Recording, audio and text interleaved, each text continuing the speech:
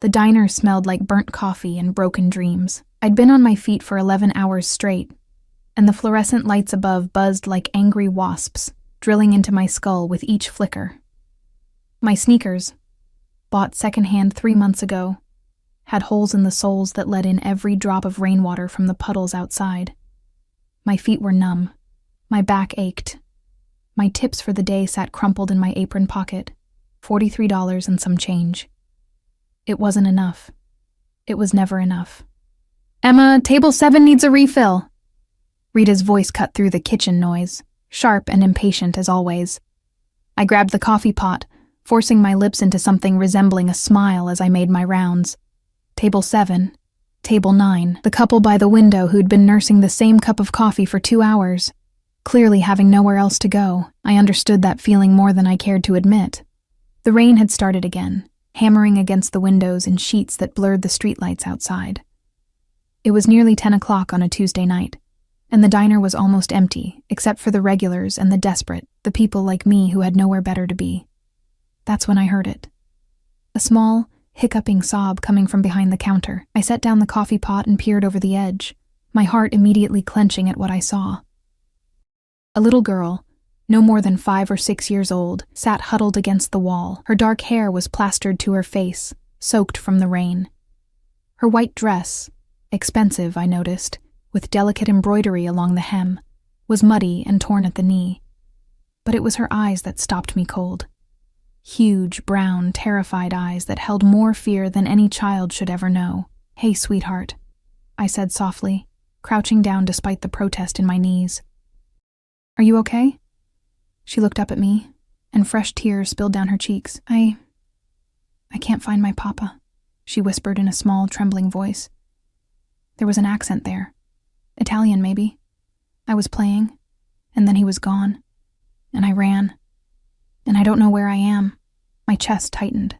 I knew what it felt like to be lost and alone, though my experience came from a different kind of abandonment. "It's okay. We're going to find him," I promised, reaching out slowly. She didn't flinch away, which I took as a good sign. "What's your name?" "Sophia," she whispered. "Sophia Valentino. Even I, who lived in a one-room apartment in the worst part of the city and avoided the news because it was too depressing, had heard that name. It was whispered in the same breath as words like dangerous and untouchable and Mafia. My blood ran cold, but I kept my face calm. "That's a beautiful name. I'm Emma.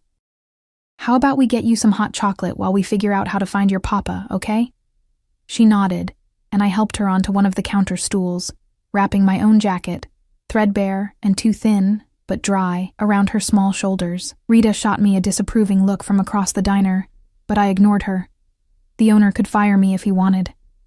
I wasn't leaving a terrified child alone. I made the hot chocolate extra sweet, the way I wished someone had made things sweet for me when I was young and scared. Sophia wrapped her small hands around the mug, and some color returned to her cheeks. "Do you know your papa's phone number?" I asked gently.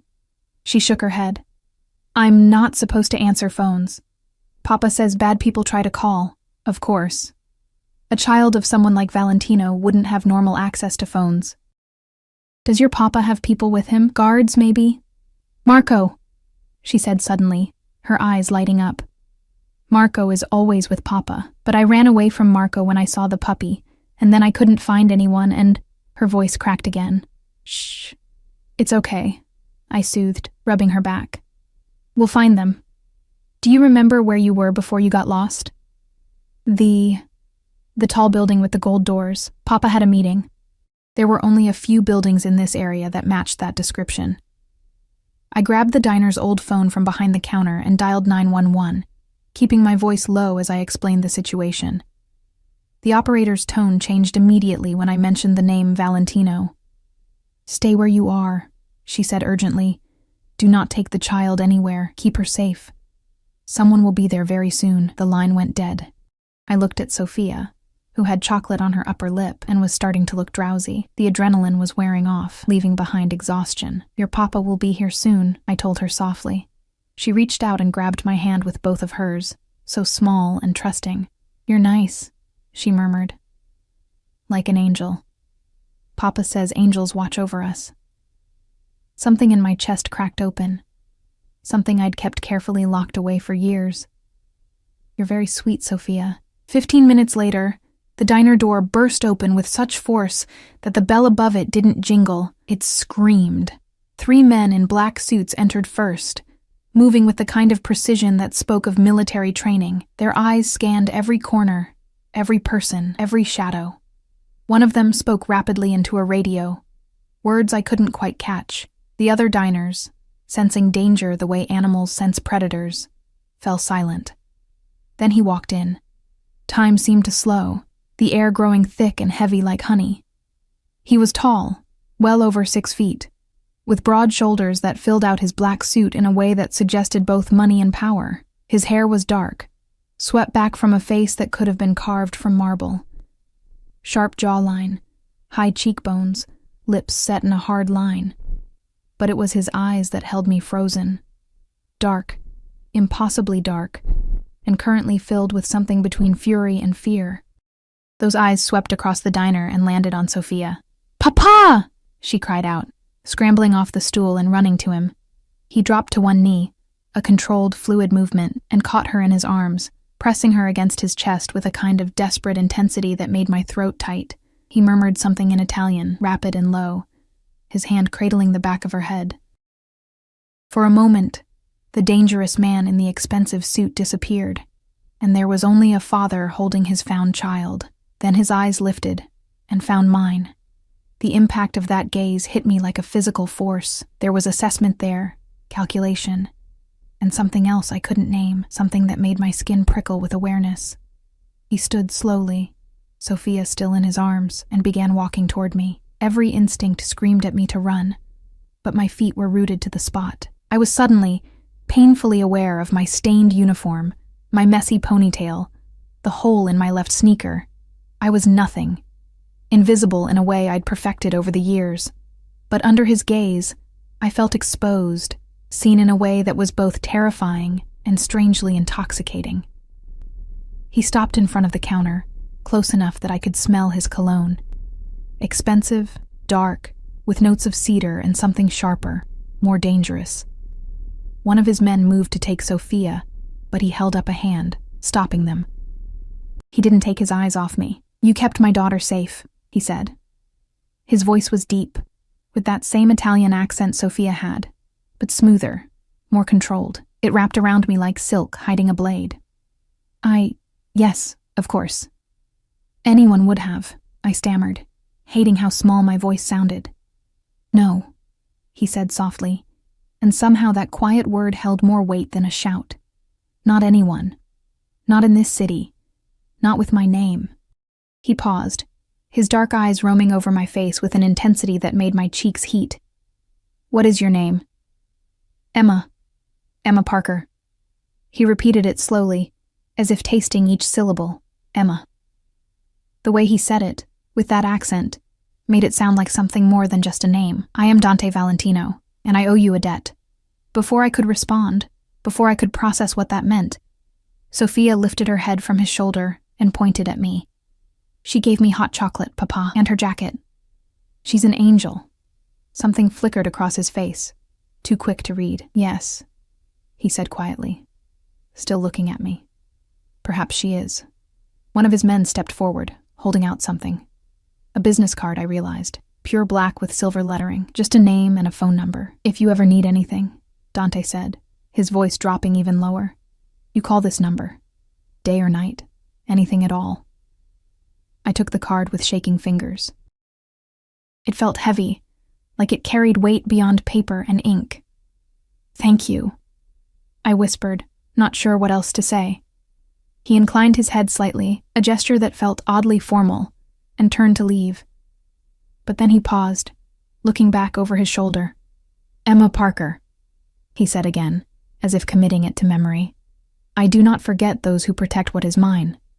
There was a promise in those words, or perhaps a warning. I couldn't tell which. They left as quickly as they'd arrived, a small army of dangerous men surrounding one little girl and her father. Through the rain-streaked window, I watched them climb into a convoy of black SUVs with tinted windows.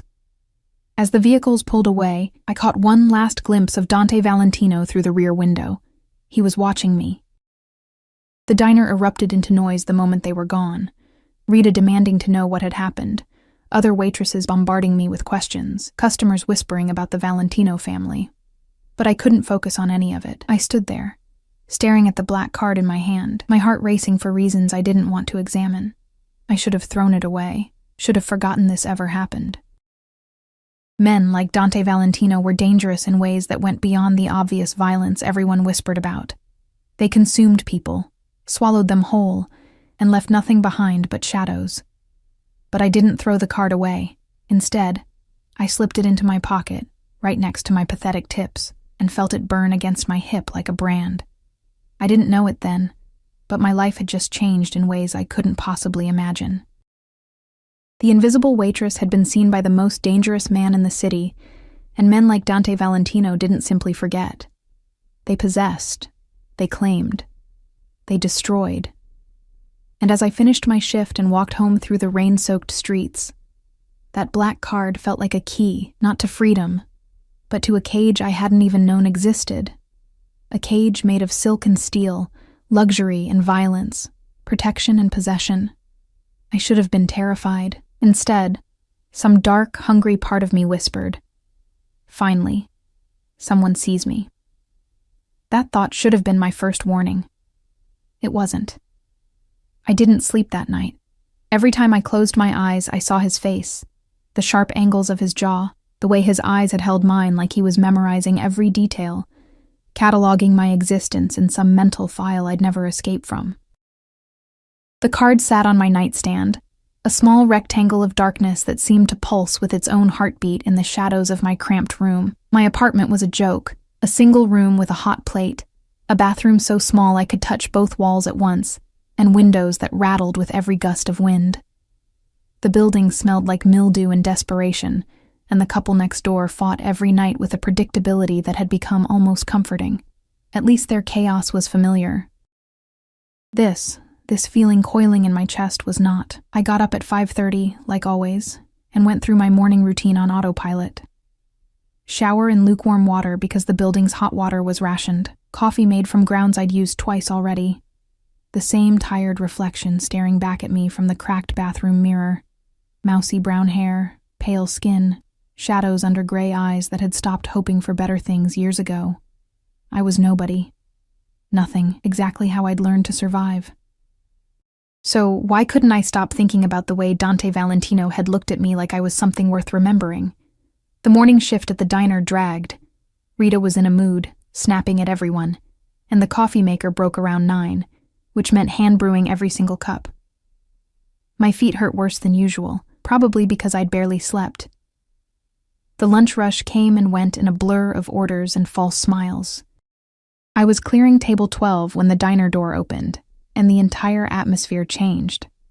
Not him, not Dante Valentino himself, but the man who entered carried the same aura of controlled danger. He was shorter, stockier, with graying hair and a scar that ran from his left eyebrow to his cheek. He wore a suit that probably cost more than I made in 6 months, and his eyes, cold, assessing, found me immediately. He walked straight to me, ignoring Rita's attempt to greet him. "Emma Parker," he said, not a question. My throat went dry. "Yes." "Marco Russo." He pulled out a chair at the nearest table, sitting without waiting for an invitation. "Sit." It wasn't a request.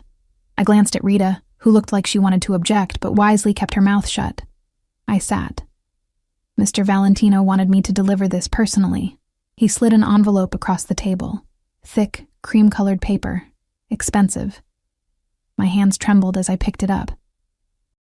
Inside was a check, and when I saw the amount, the world tilted sideways. $50,000. "I can't," I started, trying to push it back across the table. "You can. And you will." Marco's voice was flat, brooking no argument.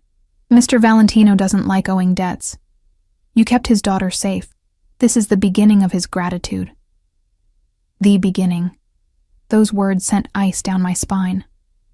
"There's more," Marco continued, pulling out another envelope. "An invitation. Mr. Valentino requests your presence at dinner tomorrow night. 7 o'clock. A car will pick you up from your address." He paused, and something that might have been amusement flickered in his cold eyes. "I took the liberty of verifying your information. You understand. Security concerns. Of course they'd investigated me. Found out everything. Where I lived, where I worked, probably my entire pathetic history laid out like evidence at a crime scene." "I don't think—" "It's not a request, Miss Parker." Marco stood, buttoning his suit jacket with practiced ease. "Mr. Valentino doesn't extend invitations lightly. To refuse would be—" He let the sentence hang, unfinished but heavy with implication. "Unwise." He left before I could respond, moving through the diner like a shark through water, everyone instinctively moving out of his path. I stared at the check in my shaking hands. $50,000. Enough to move out of my hellhole apartment. Enough to pay off debts. Enough to change my life, but nothing was ever free, especially not from men like Dante Valentino. Rita appeared at my elbow, her eyes wide. "Emma, what the hell was that about?" "I don't know," I whispered. But that was a lie. I knew exactly what it was about. I'd caught the attention of a predator, and now he was circling. The next 24 hours passed in a fog of anxiety and something else. Something I didn't want to name. I deposited the check, half expecting it to bounce, but it cleared immediately. $50,000 appeared in my account like magic, like a fairy tale, like a trap. I tried to tell myself I could refuse the dinner invitation, that I could simply not be there when the car arrived. But Marco's words echoed in my head. Unwise. And beneath the fear, beneath the rational voice screaming at me to run, there was something else. A dark curiosity, a hunger I'd buried so deep I'd almost forgotten it existed. When had anyone last looked at me the way Dante Valentino had? When had I last felt seen, wanted, like I mattered? Never. The answer was never. So when 6:30 came, I found myself standing in front of my pathetic closet, staring at clothes that were all wrong for dinner with a Mafia boss. Everything I owned was cheap, worn, or stained from the diner, nothing appropriate for whatever world Dante Valentino inhabited.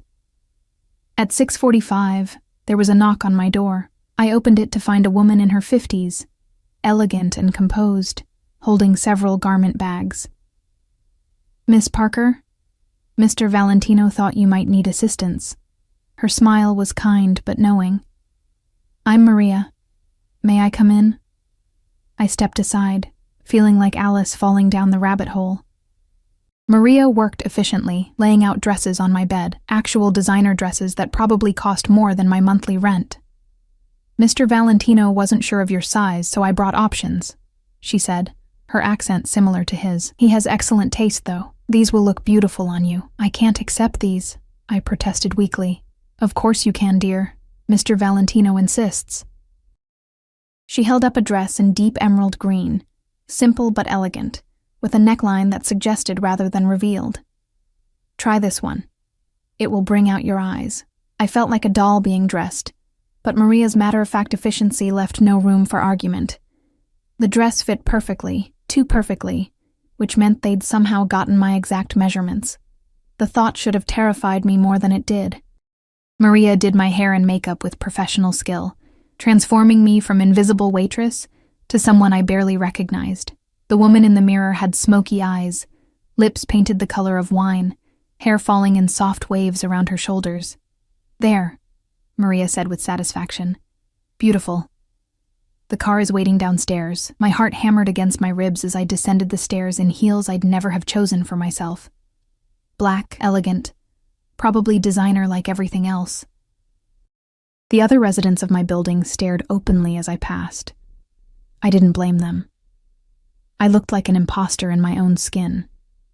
The car waiting outside was a black Mercedes, sleek and obviously armored.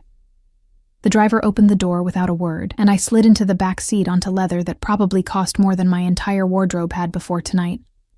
We drove through the city, leaving behind the broken streets of my neighborhood and entering areas I'd only seen on television. The buildings grew taller, cleaner, more expensive with each passing block. The people on the sidewalks wore clothes that cost more than I made in a month. We stopped in front of a restaurant I'd heard of but never dreamed of entering, La Stella, where reservations required months of waiting and connections I'd never have. The driver opened my door, and I stepped out onto the sidewalk, feeling exposed and terrified. "Miss Parker." Another suited man appeared, younger this time, with watchful eyes. "This way, please." He led me through a side entrance, avoiding the main dining room, down a hallway decorated with paintings that were probably originals. We stopped at a door, and he knocked twice before opening it. The private dining room was breathtaking. Floor-to-ceiling windows overlooking the city, a single table set for two with candles and white roses, soft music playing from hidden speakers. Everything was elegant, expensive, controlled. And standing by the window, silhouetted against the city lights, was Dante Valentino. He turned as I entered, and I watched his eyes move over me slowly, taking in every detail of the transformation. Something flashed in those dark depths. Approval, possession, hunger. He dismissed the guard with a slight gesture, and suddenly we were alone. "Emma," he said, my name rolling off his tongue like a prayer or a curse. "You look exquisite." I couldn't find my voice. He moved toward me, each step measured and predatory, until he was close enough that I could smell that same cologne. Cedar and danger. He took my hand, his fingers warm and calloused in a way that suggested he wasn't just a man who gave orders, but one who knew how to use his hands. He pressed his lips to my knuckles, his eyes never leaving mine. "Thank you for accepting my invitation." Did I have a choice? The words escaped before I could stop them. A smile curved his lips, dangerous and amused. "There is always a choice, Bella. You chose to be here. That interests me." He led me to the table, pulling out my chair with old-world courtesy that felt surreal. A waiter appeared immediately with wine, probably worth more than my monthly salary, and poured with practiced silence before disappearing. "You're afraid of me," Dante observed, settling into his chair with the casual grace of a man completely comfortable with power. "But you came anyway." "Why?" "You sent Marco with a message that made it clear refusal wasn't advisable." "Marco." He sighed, swirling his wine. "He can be direct. But I give you my word, Emma.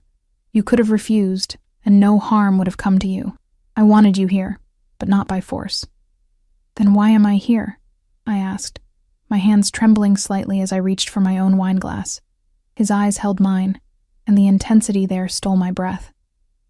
"Because 2 nights ago I experienced every father's worst nightmare. My daughter was missing, and for 23 minutes, I didn't know if she was alive or dead. 23 minutes of pure hell." He paused, and something raw flickered across his face. "And then I found her, safe and warm, drinking hot chocolate with a woman who asked for nothing in return. A woman who looked at Sophia like she mattered, not like a pawn or a tool or a liability." He leaned forward slightly, his voice dropping lower. "Do you know how rare that is in my world, Emma? Genuine kindness with no agenda?" "I'm not special," I whispered. "Anyone would have—" "No." The word was sharp, final. "Not anyone. Not in this city. Not with my name attached. You did something remarkable, and now I find myself curious about you." The way he said curious made heat pool low in my stomach. A feeling I hadn't experienced in so long I'd almost forgotten what it was. "The money," I started, "is nothing. A drop in an ocean. I could give you 10 times that amount and never notice." He studied me over the rim of his glass. "But that's not what you need, is it? What do I need?" The question came out breathier than I intended. His smile was slow, predatory. "To be seen. To matter. To be more than invisible." He set down his glass, his gaze never wavering. "I see you, Emma Parker, every detail. The way you bite your lip when you're nervous. The shadows under your eyes that speak of sleepless nights and endless worry. The strength in your spine despite the exhaustion. The kindness you showed my daughter even though you were clearly terrified." I couldn't breathe. Couldn't think. He was right. About all of it. "I want to offer you something," he continued, his voice wrapping around me like smoke. "A position. Not as a waitress, but as Sophia's companion. She needs someone kind, someone genuine, someone she trusts. and she trusts you. I'm not qualified. You kept her safe and made her smile in the midst of trauma. That's the only qualification that matters." He leaned back, his posture relaxed but his eyes sharp. "The salary would be generous. You'd live in my home, have your own suite. All expenses covered. You'd spend time with Sophia, teaching her, playing with her, being the gentle presence she needs." It sounded too good to be true, because it was. "And what do you get out of this?" I asked, surprised by my own boldness. His smile widened, showing teeth. "Access. To you, your time, your presence." He paused, letting the words sink in. "I'm not going to lie to you, Emma. I find you intriguing, and I'm a man who takes what he wants. But I'm also a man of patience. Say yes, and you'll have everything you need. Safety, security, comfort. All I ask is that you be yourself." "This is crazy," I whispered. "Perhaps. But you haven't said no." He was right. I should have been running for the door, should have been screaming about how insane this was. But instead, I sat there, caught in his dark eyes, feeling the pull of something dangerous and irresistible. "Why me?" I asked finally. "You could have anyone, because everyone else wants something from me. Power, money, status, protection." His voice dropped to barely above a whisper. "But you, Emma Parker. You looked at my daughter and saw a scared little girl who needed help. Not a tool, not leverage, just a child. That kind of genuine heart is rare, precious." He stood, moving around the table with that liquid grace, and extended his hand. "Come." I took it without thinking, his hand warm and strong, engulfing mine. He led me to the window, standing behind me, close enough that I could feel the heat of his body against my back. "Look at this city," he murmured near my ear, sending shivers down my spine. "Everything you see could be yours. Safety, luxury, a life where you never have to worry about rent or food or holes in your shoes. All I'm offering is a chance at something better." His reflection in the window glass was dark and powerful, and mine, in this dress with this makeup, looked like someone who belonged in his world. But reflections were lies, weren't they? Tricks of light and glass. "I need time to think," I managed. "Of course." But his hand settled on my waist, possessive and warm. "Take tonight. Tomorrow I'll send a car at noon. If you get in, you accept my offer. If you don't..." He paused. "Well, I'll be disappointed, but I'll respect your choice." He turned me to face him, his hands on my shoulders, his eyes burning into mine. "But know this, Emma. The moment you step into my world, you're mine to protect, mine to care for. Mine." The last word was almost a growl. "No one will hurt you. No one will touch you. You'll want for nothing, but you'll be mine." "That sounds like a cage," I whispered. His thumb brushed my cheek, perhaps, and I hated how I leaned into the touch. But even cages can be beautiful. And some birds, Emma, need protection from the world outside. The question is, do you want to keep flying alone, exhausted, always one moment from falling? Or do you want to land somewhere safe, even if it means accepting limits? I should have said no, should have walked away, but his words found every weak spot in my armor, every tired bone in my body, every lonely night I'd endured. The dinner that followed was surreal. Courses I couldn't name, wine that tasted like silk, conversation that ranged from Sophia's favorite books to my childhood dreams I'd forgotten I had. He listened like every word mattered, his eyes never leaving my face, making me feel like the only person in the world. When the car dropped me back at my building at midnight, I climbed the stairs in a daze. The dress felt like Cinderella's gown. Beautiful but borrowed, a fantasy that would dissolve at dawn. I lay in bed, staring at the ceiling, thinking about his offer, about the way he'd looked at me, about the cage he'd promised, beautiful but confining. At 11:45 the next morning, I stood at my window, watching the street below. At noon exactly, a black Mercedes pulled up to my building. My heart hammered. My hands shook. Every rational thought screamed at me to stay inside, to let the car leave, to choose freedom over comfort. But I thought about holes in my shoes and cold showers and endless invisible days stretching before me. I thought about the way Dante's eyes had held mine like I mattered. I thought about little Sophia saying I was an angel. I grabbed my purse and walked down the stairs. The driver opened the door, his face impassive. I hesitated for one last moment, standing on the edge of a decision that would change everything. Then I got in.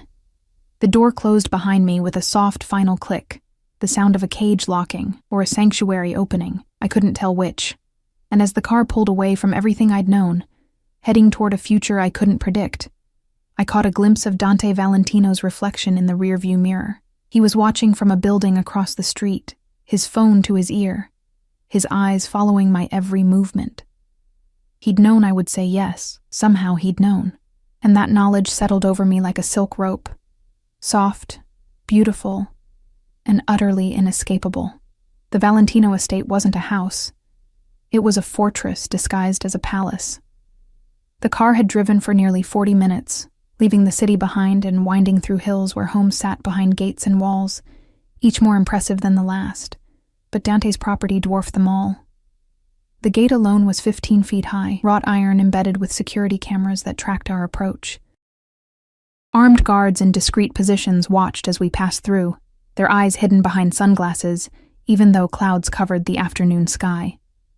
The main house rose before us like something from a different era, Italian Renaissance architecture with modern security, honey-colored stone and bulletproof windows, manicured gardens and guard towers hidden among the trees. It was beautiful and terrifying in equal measure. The car stopped at the front entrance, where marble steps led to massive double doors. Marco waited there, his scarred face impassive as he opened my door. "Miss Parker, welcome." He gestured toward the entrance. "Mr. Valentino is waiting in his office. I'll show you to your quarters first." I followed him inside, my heels clicking on floors that looked like they cost more than my entire apartment building. The entrance hall soared 3 stories high, with a chandelier that sparkled like captured starlight and paintings that belonged in museums. Everything screamed wealth, power, permanence. I'd stepped into another world entirely. Marco led me up a curved staircase, down a hallway lined with more art, past doors I couldn't begin to count. We stopped at the end of the hall, and he opened a door that revealed a suite bigger than my entire previous apartment. "Your rooms," Marco said simply. I stepped inside, unable to process what I was seeing. A sitting area with plush furniture and another chandelier. A bedroom with a bed so large it seemed ridiculous, covered in silk sheets the color of cream. Floor-to-ceiling windows overlooking gardens that stretched for acres. A bathroom with a tub that could fit 3 people and a shower with more jets than I could count. "Your clothes have been delivered and put away," Marco continued, walking to the closet and opening it to reveal an entire wardrobe I hadn't owned this morning. "If you need anything adjusted or prefer different styles, Maria will arrange it. Dinner is at 7. Mr. Valentino requests you join him in his office at 4 o'clock. That gives you 2 hours to settle in." He left before I could respond, the door clicking shut with a finality that made my chest tight. I stood in the middle of the room, surrounded by luxury I'd never imagined, and felt more trapped than I ever had in my tiny apartment. At least there, I'd been invisible. Here, I was visible in a way that made my skin crawl with awareness, like I was a butterfly pinned under glass. Beautiful, and utterly unable to fly. I explored the suite like a prisoner learning her cell. The closet held dozens of dresses, casual clothes, shoes that actually fit perfectly. The bathroom had products I'd only seen in magazines. The sitting area had books, real books, leather-bound and expensive. Someone had studied me, learned my sizes, my preferences, maybe even my habits. It should have felt like a gift. Instead, it felt like surveillance. At 3:45, I changed into one of the simpler dresses. Deep blue, modest, the kind of thing that might make me feel less exposed. I brushed my hair, avoiding my own eyes in the mirror because I didn't want to see what was there. Fear? Anticipation? Hunger for this life I couldn't afford to want. At 4 o'clock exactly, there was a soft knock on my door. A young woman stood there, maybe 19 or 20, with kind eyes and a maid's uniform. "Miss Parker, I'm Anna. I'll show you to Mr. Valentino's office." I followed her through the maze of hallways, down another staircase, past rooms I glimpsed but didn't understand, a library, a formal dining room, what looked like a ballroom. The house was enormous, and I realized with a sinking feeling that I could get lost here easily. Perhaps that was intentional. We stopped at a door made of dark wood, and Anna knocked twice before opening it. "Miss Parker, sir." "Thank you, Anna." Dante's voice came from inside, and Anna stepped aside to let me enter. The office was what I'd expected: masculine, powerful, dominated by a massive desk made of dark wood. But what caught my attention were the photographs on the walls. Sophia at various ages, laughing and playing. Sophia as a baby in someone's arms, a woman I couldn't quite see. Sophia with Dante, his expression so soft it transformed his entire face. "She's my world," Dante said from behind me, and I turned to find him watching me study the photos. He'd removed his suit jacket, his white shirt rolled up at the sleeves, revealing forearms that were surprisingly muscular. "The only pure thing in my life, her mother?" I asked, gesturing to the partially visible woman in one photo. His expression shuddered immediately, darkness falling over his features like a curtain. "Dead. 4 years ago." The words were clipped, final, allowing no further questions. He moved to a bar cart in the corner, pouring amber liquid into 2 glasses. "Whiskey? Or would you prefer something else? I don't usually drink in the afternoon." "Ah, but this isn't a usual afternoon, is it?" He handed me a glass anyway, his fingers brushing mine deliberately. "You've just moved into a Mafia boss's home. I think that warrants a drink." I took a sip to have something to do with my hands. The whiskey burned, smooth and expensive, warming my chest. "Sit," he said, gesturing to a leather chair across from his desk. I obeyed, and he settled into his own chair, watching me over the rim of his glass. "You're terrified. Should I not be? Probably. But I want you to understand something, Emma." He leaned forward, his eyes intense. "You're safer here than you've ever been in your life. My home is protected by the best security money can buy. My men are trained and loyal. Nothing happens here without my knowledge and permission. You're under my protection now, and that means something in this world." "Protection from what?" His smile was grim. "From everyone who would hurt you to get to me. From my enemies. From anyone foolish enough to think they can touch what's mine." He paused. "And from me, if necessary." "I won't touch you, Emma. Not unless you ask me to." The way he said it made heat curl low in my belly. A promise and a challenge wrapped together. "Your role here is simple," he continued. "Spend time with Sophia. She needs normalcy, kindness, someone who sees her as a child and not as the Valentino heir. You'll have breakfast with her, play with her, read to her. Whatever she needs. The rest of your time is your own. That's it? That's it." He stood, moving around the desk with that predatory grace. "Though I'd be lying if I said I didn't hope you'd also spend time with me. I find your company compelling." He was close now, standing in front of my chair, looking down at me with eyes that saw too much. I should have stood, created distance, but I felt paralyzed, a rabbit caught in a wolf's gaze. "I have rules, Emma. Simple ones, but absolute." His voice dropped lower, more intimate. "You don't leave the property without security. You don't speak to anyone about my business. You don't go into the East Wing. That's where I conduct affairs you're better off not knowing about. And you don't trust anyone completely except me and Marco. Understood?" I nodded, my throat too tight for words. "Good." He reached out, tucking a strand of hair behind my ear, his fingers lingering against my cheek. "Now, would you like to meet Sophia? She's been asking about her angel since yesterday." Sophia's room was everything a little girl could dream of. Pink and white and gold, with a canopy bed fit for a princess, and more toys than any child could play with. But it was the little girl herself who made my chest ache. She sat on her bed, coloring in a book, and when she looked up and saw me, her entire face lit up like sunshine. "Emma, you came." She launched herself off the bed and ran to me, wrapping her small arms around my waist. "Papa said you might come live with us. Are you really staying?" I knelt down to her level, returning her hug, breathing in the scent of her strawberry shampoo. Yes, sweetheart, I'm staying. Forever? I glanced at Dante, who stood in the doorway watching us with an expression I couldn't read. For a while, I said carefully. Yay.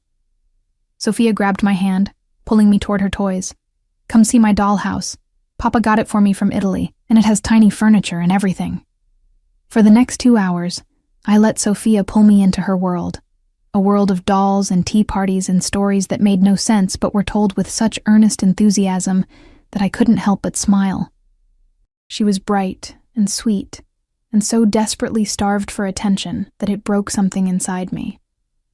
When Anna came to tell us dinner was ready, Sophia insisted on holding my hand the entire way to the dining room. The room was enormous, with a table that could seat 20, but only 3 places were set at one end. Intimate despite the grandeur. Dante waited there, having changed into a fresh shirt, his hair still slightly damp from a shower. He pulled out both chairs for us, Sophia on his right and me on his left, close enough that I could smell his cologne again, that intoxicating mix of cedar and danger. Dinner was surprisingly normal, at least at first. Sophia chattered about her day, and Dante listened with a patience I hadn't expected, asking questions that showed he genuinely cared about every detail. But I felt his eyes on me constantly, watching how I interacted with his daughter, studying me like I was a puzzle he was determined to solve. Emma, Sophia said suddenly, do you have a papa and mama? The question hit me like a physical blow. Dante's eyes sharpened, clearly catching my reaction. No, sweetheart, I said softly. My parents died when I was young. Oh. Sophia's face fell. That's sad. But now you can share my papa. He has enough love for lots of people. Dante's expression softened, and he reached over to ruffle her hair.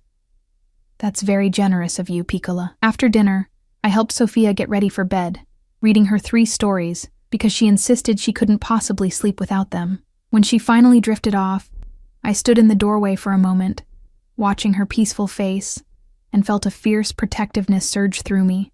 I would keep her safe, no matter what. She adores you already. Dante's voice came from behind me, and I turned to find him leaning against the wall, arms crossed, watching me with those dark, knowing eyes. I knew she would. She's easy to love. So are you, he said quietly, and the words hung between us like a confession. I should have left, retreated to my room, created boundaries, but instead, I found myself following him to a terrace that overlooked the gardens, the night air cool against my skin. The city lights twinkled in the distance, but here, we were isolated in darkness and luxury. Why did you really bring me here? I asked, gripping the stone railing. The truth. He moved beside me, close enough that our shoulders almost touched. The truth? Because the moment I saw you with my daughter, something in me recognized something in you. You're alone in the world, Emma, just like I am, in many ways. We wear different armor. Yours is invisibility, mine is violence, but underneath, we're the same. We're survivors who've learned to protect ourselves by never letting anyone too close. You don't know me, I whispered. Don't I? He turned to face me, his hand coming up to cup my jaw, tilting my face toward his. I know you've been alone so long you've forgotten what it feels like to be wanted. I know you work yourself to exhaustion because it's easier than thinking about what you've lost. I know you're terrified right now, but you're also intrigued because part of you craves this, being seen, being valued, being claimed. His thumb brushed across my lower lip, and I couldn't help the small gasp that escaped. I know that you want to run, but you also want to stay, and I know that you think I'm dangerous. You're right, but I'm dangerous to my enemies, Emma. Never to you. How can you promise that? My voice was barely a whisper. Because you're mine now. The words were possessive, absolute. And I protect what's mine with everything I have. No one will touch you. No one will hurt you. You'll never be cold or hungry or invisible again. All I ask is that you let me see you. All of you. The broken parts, the scared parts, the parts you hide from everyone else. It was insane. This whole situation was insane. But standing there in the darkness with his hand on my face, his eyes burning into mine. I felt something crack open inside me, something I'd kept locked away for years because it was too painful, too dangerous to want things I couldn't have. "What if I can't give you what you want?" I asked. His smile was slow, predatory, devastating. "Then I'll wait. I'm a patient man, Emma, and you're worth waiting for." He leaned in, his lips brushing my forehead in a gesture that was somehow more intimate than a kiss. "Sleep well, Bella. Tomorrow, your new life truly begins." He left me there on the terrace, my heart racing and my skin burning where he'd touched me. I stood in the darkness for a long time, trying to remember how to breathe, trying to understand what I'd gotten myself into. Inside, through the windows, I could see the house, warm and golden and safe. My room waited for me with its silk sheets and luxury. Sophia slept peacefully in her princess bed. And somewhere in this massive fortress, Dante Valentino moved through shadows, dangerous and powerful and utterly focused on me. I'd entered a cage, but as I finally walked back inside, the warmth of the house enveloping me, I wondered if maybe some cages weren't prisons at all. Maybe some cages were the only place you could finally stop running. The thought should have terrified me. Instead, it felt like surrender. The first week passed in a blur of contradictions. Days with Sophia were simple, pure, filled with the kind of innocent joy I'd forgotten existed. We painted pictures that ended up more on us than the paper. We built elaborate block towers just to knock them down. We read stories where princesses saved themselves, and dragons weren't always the villains. She showed me her favorite hiding spots in the gardens. A hollow tree she called her secret castle. A bench hidden behind rose bushes where she could watch the birds. But nights belonged to Dante. He never pushed, never demanded. But he was always there, a dark presence pulling me into his orbit with the inexorable force of gravity. Dinners where his eyes tracked my every movement. Evenings on the terrace where we talked about everything and nothing, his voice wrapping around me like smoke. Casual touches that lingered just a moment too long. His hand at the small of my back, his fingers brushing mine as he passed me a wine glass, the way he'd tuck my hair behind my ear with an intimacy that made my breath catch. I was being hunted, and the terrifying part was that I wasn't sure I wanted to escape. On the 8th day, everything changed. I woke to chaos. Raised voices, car doors slamming, the sound of running feet in the hallway outside my room. My heart hammered as I threw on a robe and opened my door to find Marco striding past, his face harder than usual, a gun visible under his jacket. "What's happening?" I called out. He stopped, turning to me with those cold eyes. "Stay in your room, Miss Parker. Lock the door. Don't open it for anyone except me or Mr. Valentino." "Is Sophia safe?"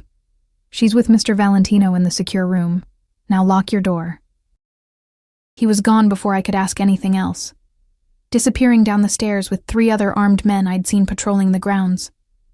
I stood frozen in the hallway, my mind racing with possibilities, each one worse than the last. I went back inside, but I didn't lock the door. Instead, I dressed quickly in jeans and a sweater, my hands shaking as I pulled on shoes. If something was wrong, if Sophia needed me, I wasn't going to hide in my room like... A scream cut through the air, not Sophia. The voice was wrong. Older, female, furious, and afraid in equal measure. I found myself moving before I could think, following the sound down the stairs, through hallways I'd memorized during sleepless nights of exploration. The screaming was coming from the East Wing, the one place Dante had forbidden me to go. I should have turned back, should have listened to his rules, but the scream came again, and something in it made my feet keep moving. The East Wing was different from the rest of the house. Darker, colder, with fewer windows and more doors made of heavy steel. The screaming came from behind one of those doors, and as I got closer, I could make out words. "You can't do this. I have rights. Victor is dead." Dante's voice, cold and flat in a way I'd never heard before. "His rights died with him, and yours are whatever I decide they are." I pressed myself against the wall beside the door, which stood slightly ajar, my heart pounding so hard I was sure they could hear it. "Please," the woman sobbed now. "Please, I didn't know he was stealing from you. I swear I had no idea."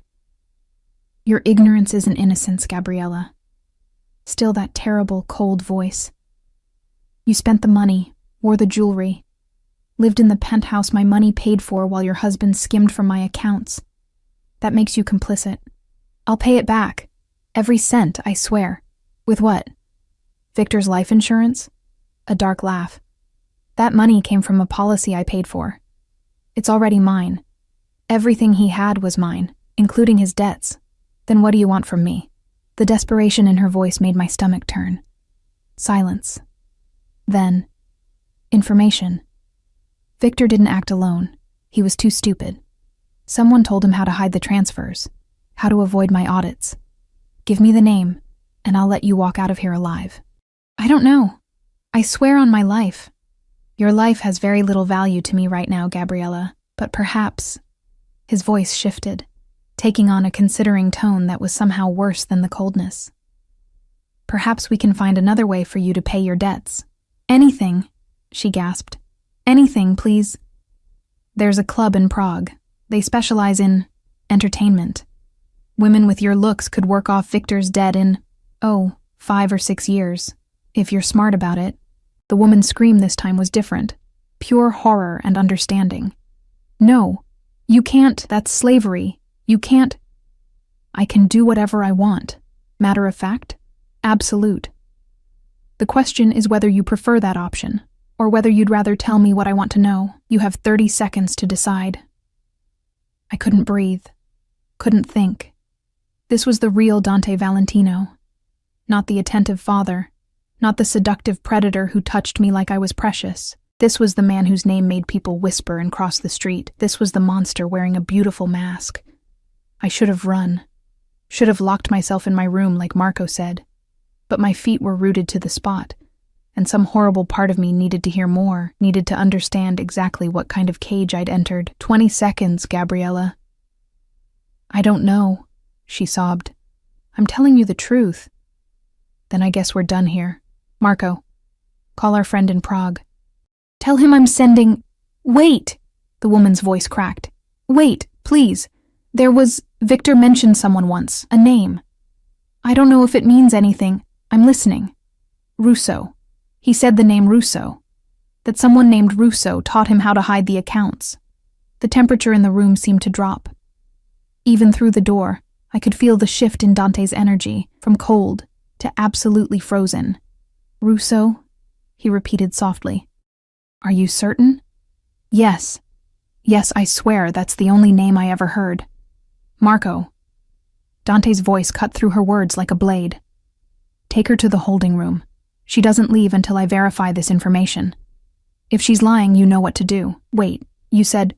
I said I'd let you walk out alive if you gave me useful information. I didn't say when.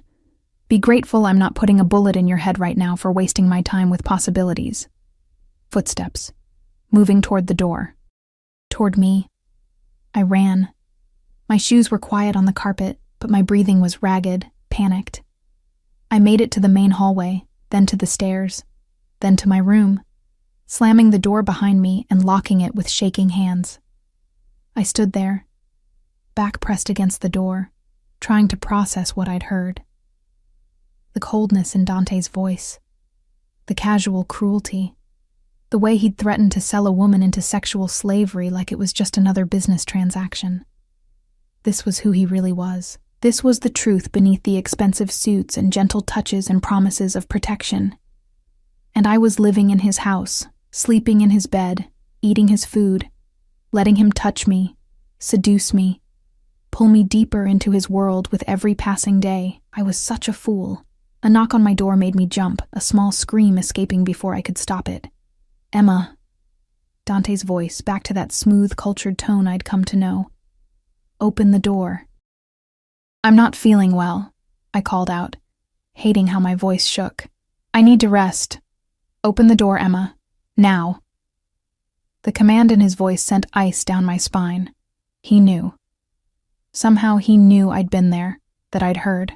My hands trembled as I unlocked the door, stepping back as it opened to reveal him standing there in a fresh shirt, his hair slightly damp as if he'd just washed his hands. Or blood. God. Was that blood I was imagining? He stepped inside, closing the door behind him with a soft click that sounded like a death knell. His eyes swept over me, taking in my pale face, my shaking hands, the way I couldn't quite meet his gaze. "You went to the East Wing," he said quietly. Not a question, a statement. "I heard screaming," I whispered. "I thought someone was hurt. Someone was being questioned." He moved closer, and I backed up instinctively until I hit the wall. He kept coming until he stood directly in front of me, one hand braced against the wall beside my head, caging me in. "I gave you one rule, Emma. One. Don't go to the East Wing. That was for your protection, not mine." "Protection from what? From seeing who you really are?" His jaw tightened. "You know who I am. I've never pretended to be anything else.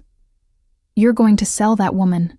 That woman's husband stole $3 million from me." His voice was still quiet, but there was steel beneath it now. $3 million that belongs to my family, that I earned, that pays for things like Sophia's security and your comfortable room and the food on our table. He betrayed my trust, and betrayal has consequences. "So you'll ruin her life? Send her to some horrible place. If she's lucky, I'll do exactly that. If she's not, she'll end up in the river with her husband." He leaned in closer, his breath warm against my face. "This is my world, Emma. It's brutal and violent and ugly. I don't apologize for it because apologizing changes nothing. I protect what's mine, and I destroy what threatens it. That's how I keep Sophia safe. That's how I'll keep you safe. I don't need—" "Yes, you do." His other hand came up to cup my face, forcing me to meet his eyes. "You walked into my world willingly. You took my money, accepted my hospitality, lived under my protection. Did you think that came without cost? Did you think I was some kind of reformed criminal playing at being civilized?" Tears burned my eyes. I thought maybe— What? That you could fix me? Save me? Make me into something softer? His laugh was bitter. "I am what I am, Emma. I've killed men with my own hands. I've done things that would give you nightmares for years. And I'll do worse to protect the people I care about. That includes Sophia. And whether you're ready to accept it or not, it includes you." "I want to leave," I whispered. His expression didn't change, but something flickered in his eyes. Something that might have been pain if I didn't know better. "No, you don't. You want to run because you're scared. But you're not scared of me, Bella. You're scared of how much you want to stay despite what you've learned." That's not true, isn't it?" His thumb brushed across my lower lip, and I hated myself for the way my breath caught. "You've been alone for so long, Emma. Invisible. Working yourself to death in a place where no one knew your name, and now you're here, where someone sees you, where someone wants you, where a little girl adores you, and a dangerous man would burn the world down to keep you safe. Tell me you don't want that. Look me in the eyes and tell me you want to go back to your empty apartment, and your thankless job, and your invisible life." I opened my mouth to say exactly that, but the words wouldn't come. Because he was right. God help me. He was right. I can't be with someone who what? Who does terrible things to terrible people? Who lives in a world you've been sheltered from your entire life? The world doesn't run on kindness and good intentions, Emma. It runs on power. And I have power. I use it to protect my family, to provide for those under my care, and yes, to punish those who betray me. If that makes me a monster, then so be it. But I'm a monster who will worship you like a queen if you let me." His forehead pressed against mine, and I could feel the tension vibrating through his body. "Stay, please. I'm asking, not commanding. Stay with Sophia, who needs you. Stay with me, who wants you more than I've wanted anything in years. I swear to you, Emma, you'll never see that side of me again. I'll keep the darkness away from you. You and Sophia will live in the light while I handle the shadows." "That's not a solution," I said, but my voice was weak. "That's just pretending. Maybe. But isn't that what everyone does? We all have darkness inside us, Emma. Mine is just more literal than most. The question is, can you accept it? Can you accept me?" I closed my eyes, feeling tears slip down my cheeks. His thumbs caught them, wiping them away with a gentleness that contradicted everything I'd just heard in the East Wing. "I don't know," I whispered honestly. "Then let me show you." His lips brushed my forehead, soft and reverent. "Let me prove that I can be what you need. Give me a chance to show you that even monsters can love. Love." The word hung between us, huge and terrifying and impossibly tempting. "1 month," I heard myself say. "Give me 1 month to decide. No pressure, no manipulation. Just let me see if I can live with this, with you." He pulled back slightly, studying my face with those dark, intense eyes. Then slowly, he nodded. 1 month. But Emma, if you stay after that month, you're mine. Completely. No more doubts, no more running. You accept all of me, darkness and light. Deal? It was a devil's bargain. I knew it even as I whispered, "Deal." His smile was slow, dangerous, victorious. "Good.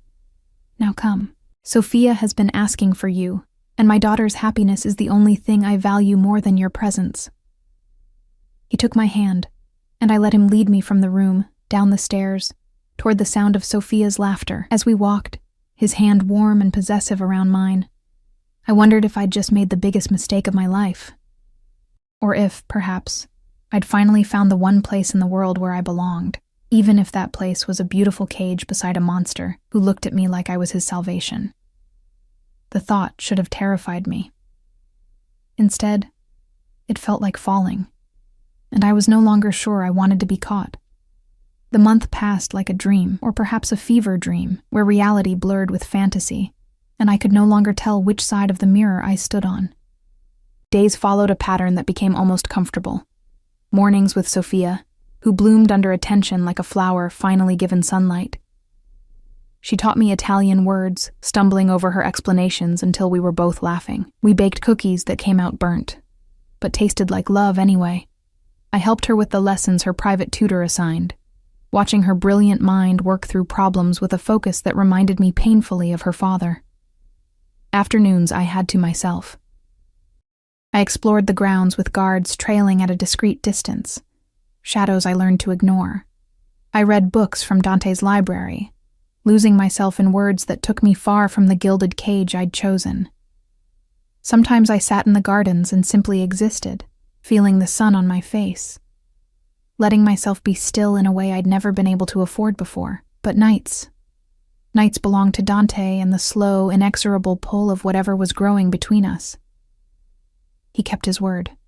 He didn't push, didn't demand, but he was always there, a dark star around which I orbited helplessly. Dinners where his eyes held mine across the table while Sophia chattered between us, creating an intimacy that felt like a secret language only we spoke.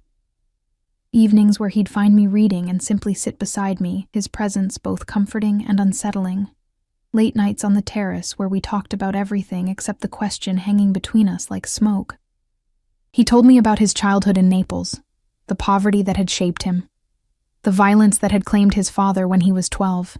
He spoke of building his empire from nothing, of the choices he'd made that couldn't be unmade, of the blood on his hands that would never wash clean. I told him about foster homes and disappointment, about learning to be invisible because visibility meant pain, about the loneliness that had become so familiar I'd almost mistaken it for peace. We circled each other like dancers learning a dangerous choreography, and with each passing day, I felt myself falling deeper into something I couldn't name and wasn't sure I'd survive. 3 weeks into the month, Marco pulled me aside after breakfast. "Miss Parker," a word. His scarred face was unreadable as always, but something in his tone made my stomach clench. I followed him to a small office I'd never entered before, and he closed the door with a finality that made the room feel suddenly smaller. "I'm going to tell you something I shouldn't," he said without preamble. "Because despite your innocence, you're not stupid, and you deserve to know what you're walking into." Marco, the name that woman gave us, Russo. He paused, his jaw tight. "That's my name, Miss Parker. I'm the only Russo in Mr. Valentino's organization." Ice flooded my veins. You're the one who... No. His voice was hard. "But someone is trying to make it look that way. Someone wants Mr. Valentino to believe I betrayed him. And if he believes it, He didn't finish the sentence. He didn't need to. Why are you telling me this? His cold eyes studied me for a long moment. Because he listens to you. Because you're the only person besides Sophia who can reach him when he's like this. And because if something happens to me, someone needs to protect her. Someone needs to make sure he doesn't let his rage destroy everything, including himself. I don't understand. Why would someone frame you? Because I'm the one person Mr. Valentino trusts completely. I've been with him since the beginning. I've saved his life, and he's saved mine. If they can make him doubt me, they can make him doubt everyone. And a man who trusts no one is easier to kill. The implications crashed over me like a wave. Who would... I have theories, but no proof.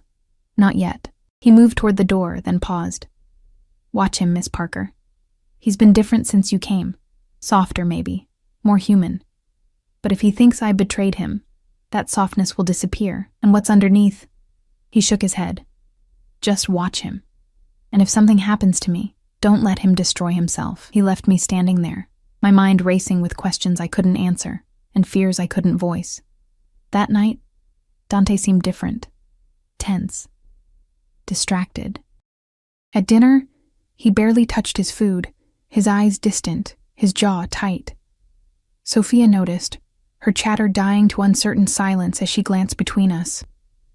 After we put her to bed, I found him on the terrace, staring out at the darkness beyond the gardens, a glass of whiskey in his hand, and a gun on the table beside him. Dante, I said softly, and he turned to look at me with eyes that held more pain than I'd ever seen there.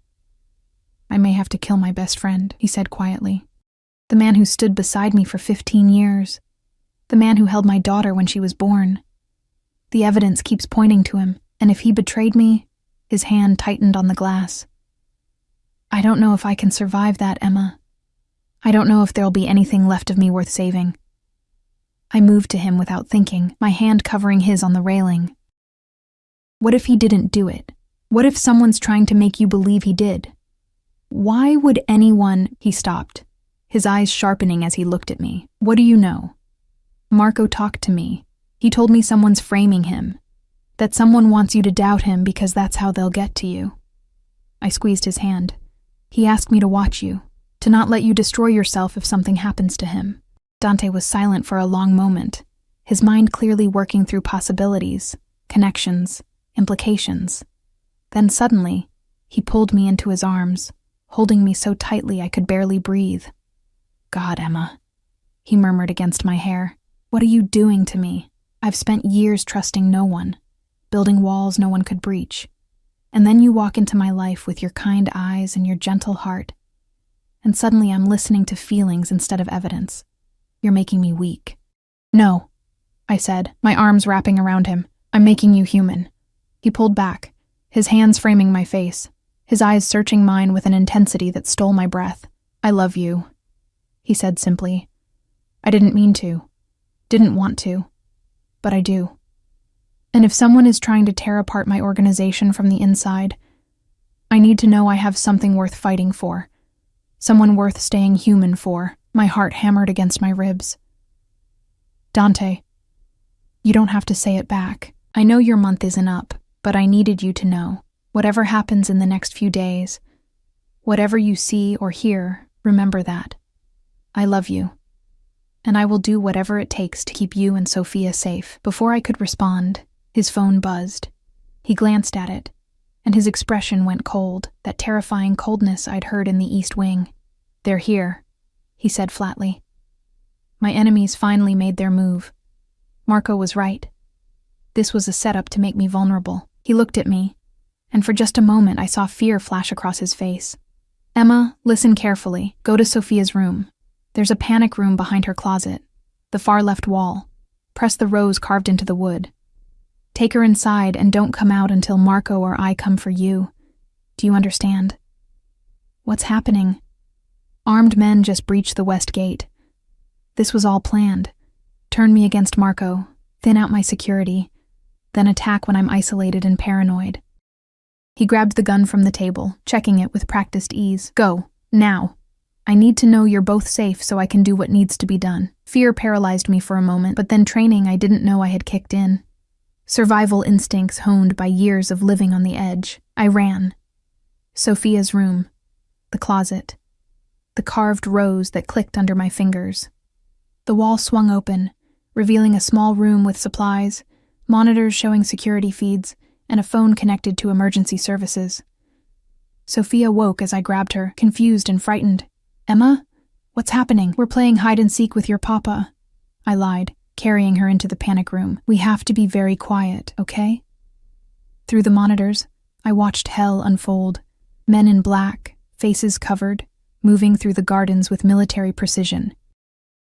Gunfire erupting like deadly fireworks. Dante's guards engaging the intruders, falling, fighting, dying to protect the house. And in the center of it all, Dante himself, moving with a lethal grace I'd never seen, no longer the sophisticated businessman, but a predator in his element, every shot finding its mark, every movement calculated and brutal. This was who he really was, not the gentle father or the seductive lover, but a man forged in violence, who wielded death like an artist wielded a brush. And I couldn't look away. Marco appeared on the screens, fighting back-to-back with Dante, their movements synchronized from years of partnership. They fought their way toward the house, toward us, cutting down enemies with a ruthless efficiency that should have terrified me. Instead, I found myself whispering, "Please, please let them be okay," because somewhere in the past month, this had become my home. These people had become my family. And the dangerous man fighting his way through an army to protect us had become mine. The realization hit me like a bullet. I loved him. Not despite his darkness, but including it. I loved the monster and the man, the violence and the gentleness, the fear he inspired and the safety he provided. I loved Dante Valentino completely, and that terrified me more than any threat outside these walls. It took 30 minutes that felt like hours. 30 minutes of gunfire and screams and prayers I didn't know I remembered. And then, finally, silence. The monitors showed bodies scattered across the gardens, most in black, some in suits. Dante stood in the center of it all, blood on his shirt, gun still in his hand, looking for all the world like an avenging angel, cast out of heaven for loving too fiercely. Marco said something to him, gesturing toward the house. Toward us. They came together, their footsteps echoing through the quiet house. I heard them outside the panic room, heard Dante's voice calling my name. "Emma, it's over. You can come out." I pressed the release, and the door swung open. Dante stood there, covered in blood and gunpowder residue, his eyes wild until they landed on me and Sophia. Then something in him crumbled, and he fell to his knees, reaching for us. "You're safe," he breathed. "Thank God you're safe." Sophia, surprisingly, wasn't crying. She looked at her father with a solemnity beyond her years. "You protected us, Papa, like always. Always, Piccola, always." His eyes found mine over Sophia's head, and what I saw there made my decision crystallize into absolute certainty. "I love you," I said clearly. "My month isn't up, but I don't need it. I love you, Dante. All of you. The parts that terrify me and the parts that make me feel safe. I love you, and I'm staying. Not because I'm trapped, but because I choose this. I choose you." Something broke in his expression, relief and joy, and a vulnerability so raw it hurt to witness. "Emma." "But," I continued, my voice stronger now, "if I'm staying, then I'm really staying. I'm not hiding in panic rooms while you fight alone. I'm not pretending the violence doesn't exist. I want to know everything. I want to understand your world so I can stand beside you in it, not behind you. Can you give me that?" He stood slowly, still holding Sophia, his free hand reaching for me. "You want to see the monster completely. I want to see my partner completely. There's a difference." His smile was slow and devastating. "Then I'll show you everything. The empire I built, the enemies I've made, the power I wield, and the price I've paid for it. And when you've seen it all, if you still love me, then you'll truly be mine, my partner, my equal, my salvation." Marco cleared his throat from the doorway. "Sir, we should probably deal with the bodies before the sun comes up. And there are some survivors in the holding room who are very eager to tell us who sent them." "Let them wait," Dante said, his eyes never leaving mine. "This is more important." He shifted Sophia to one hip and pulled me close with his other arm, the three of us forming a unit, broken pieces fitting together into something whole. Blood and violence and love tangled together in a way that should have been wrong, but felt perfect. "Welcome home, Bella," he murmured against my hair. "Welcome to the darkness and the light. Welcome to the cage you chose, the family you've become part of, the love that will both save and damn us. Welcome to forever." I kissed him then, tasting blood and whiskey, and tomorrow, sealing the choice I'd made. Not the safe choice, not the easy one, but mine. Sophia giggled between us. "Does this mean Emma is my mama now?" Dante looked at me, a question in his eyes that held every promise and threat and dream we'd circled around for weeks. "Yes," I said softly. "If that's okay with you, sweetheart." "Yay!" She threw her small arms around both our necks, completing the circle, binding us together in a way that felt unbreakable. Later, after Sophia was asleep again, and the bodies were cleared, and the survivors were singing like canaries in the holding room, Dante took me to the terrace one last time. The sun was rising, painting the gardens in gold and pink, hiding the blood that had been spilled in the darkness. "They were sent by the Castellano family," he said quietly. "They thought Marco's betrayal had fractured my organization. They were wrong. All they did was show me what I had to lose if I let paranoia destroy the bonds that actually matter." "What happens now?" His smile was cold and final. "Now I remind them why people fear the Valentino name. But that's tomorrow's work. Tonight." He turned to me, his hands gentle as they cupped my face. "Tonight, I have everything I ever wanted. A daughter who's safe, an enemy who's exposed, and a woman who looked at my darkest self and chose to stay." "I'm not an angel, Dante," I said, echoing Sophia's words from that first night. "I'm just as broken as you are, just better at hiding it. Then we'll be broken together," he whispered. "And maybe, somehow, that will make us whole." He kissed me as the sun rose over his kingdom of shadows and silk, his empire built on violence and maintained through fear. He kissed me like I was oxygen and he'd been drowning. And I kissed him back, accepting every part of him, the monster, the man, the father, the lover. I'd entered his world as an invisible waitress with nothing to lose. I stood in it now as Emma Valentino, a name I'd take in a private ceremony 6 months later, with Sophia as our flower girl and Marco as best man, binding myself forever to a man who'd shown me that even in darkness, love could bloom. Some cages, I learned, weren't prisons at all. Some cages were homes. And some monsters were just men who loved so fiercely they'd burn the world down to keep what was theirs safe. I was his. He was mine. And together, we were unbreakable. The invisible girl had finally been seen, and she would never be invisible again.